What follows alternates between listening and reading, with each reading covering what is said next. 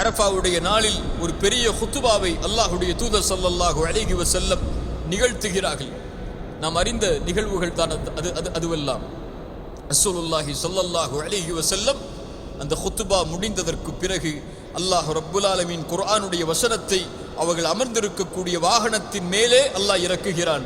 அல் யௌம அக்மல்து லக்கும் தீனக்கும் வ அத்மம்து அலைக்கும் நிஅமதி வ ரதீது லக்குமுல் இஸ்லாம தீனா. முஹம்மதே, இன்றைய நாள் இந்த மார்க்கத்தை அல்லாஹ் பூரணமாக்குகிறான், முழுமையாக்குகிறான்.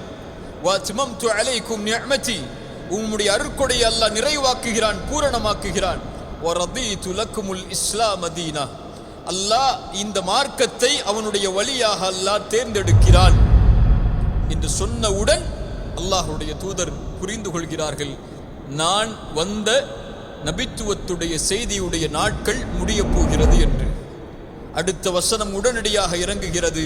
இதா ஜாஅ நஸ்ருல்லாஹி வல் ஃபத்ஹ் வ ரஅய்த الناس يدخلون في دين الله افواجا فسبح بحمد ربك واستغفره.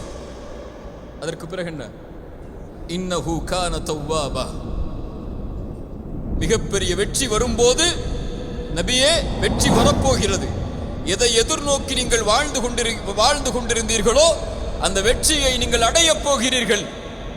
ஃபஸப்பிஹ் பிஹம்தி ரப்பிக், உங்களுடைய கவனத்தை அல்லாஹ்வை நோக்கி திரும்பிக் கொள்ளுங்கள். ஜிப்ரீலிடத்திலே கேட்டார்கள், ஜிப்ரீலே, இது பிரிவுடைய வசனமா என்று.